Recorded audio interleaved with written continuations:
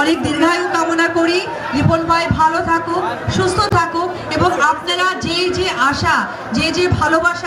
এবার রীতিমতো অপু বিশ্বাসকে নিয়ে বোম ফাটালেন পরীমনি। পোল্টিবাজ কারে বলে দিদি কিন্তু দেখিয়ে দিলেন কাকে বলেন পরীমনি। আলোচিত সমালোচিত নায়িকা পরীমনি ব্যক্তি জীবনের স্পষ্টভাষী মানুষ। তিনি তার সোশ্যাল মিডিয়াতে অকপটে মতামত প্রকাশ করেন। এ নিয়ে পরীকে অনেকবার বিড়ম্বনায় পড়তে হয়েছে, কিন্তু কোনো কিছুই পরোয়া করেন না তিনি। শুক্রবার 5 সেপ্টেম্বর সন্ধ্যা 7টার দিকে পরীমনি তার ফেসবুকে একটি স্ট্যাটাস দিয়েছেন। এতে তিনি লিখেছেন, আগে ছিল 6 মাস হিন্দু 6 মাস মুসলিম, এখন 6 মাস আওয়ামী লীগ 6 মাস বিএনপি। পোল্টিবাজ সুবিধাবাদী কারে বলে দিদি কিন্তু দেখিয়ে দিলেন। বাপরে বাপ, কি জিনিস এটা। পরীমনির এই স্ট্যাটাসে লাভলি নামের একটি আইডি থেকে লিখেছেন, অপু বিশ্বাসের সব নেতাদের সাথেই ভালো সম্পর্ক, কেউ রে না বলতে পারে না দিদি।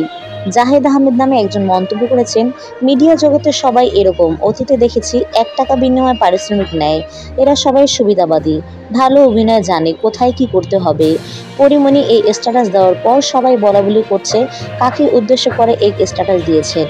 অনেকেই অনুমান করে বলেছেন পরীমনির এই স্ট্যাটাস শুধু অপু বিশ্বাসকে উদ্দেশ্য করে দিয়েছে, কারণ এই ঘটনা অপু বিশ্বাসের কর্মকাণ্ডের সঙ্গে মিলে যাচ্ছে। অন্যদিকে আজ বিভিন্ন গণমাধ্যমে একটি সংবাদ প্রকাশ হয়েছে যে এ থেকে জানা গেছে অপু বিশ্বাস কুষ্টিয়াতে বিএনপির একটি অনুষ্ঠানের সমাবেশে যোগ দিয়েছেন এবং তিনি সেখানে সেই নেতার হয়ে অনেক বক্তব্য রেখেছেন।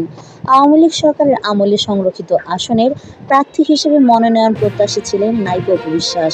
একাধিকবার দলটির নির্বাচনী প্রচারণায় অংশগ্রহণ করেছিলেন তিনি বিএনপির সমাবেশে যোগ দিলেন, ভোট চাইলেন এক নেতার পক্ষে।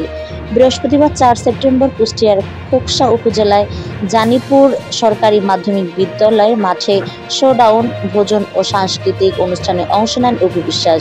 বিএনপির 47তম প্রতিষ্ঠাবার্ষিকী উপলক্ষে আয়োজিত এ সভায় অপু বিশ্বাসের সঙ্গে ছিলেন অভিনেতা নীরব হোসেন। নীরব অপুকে আমন্ত্রণ জানান খোকসা পৌর বিএনপির সাবেক সাংগঠনিক সম্পাদক রিপন হোসেন।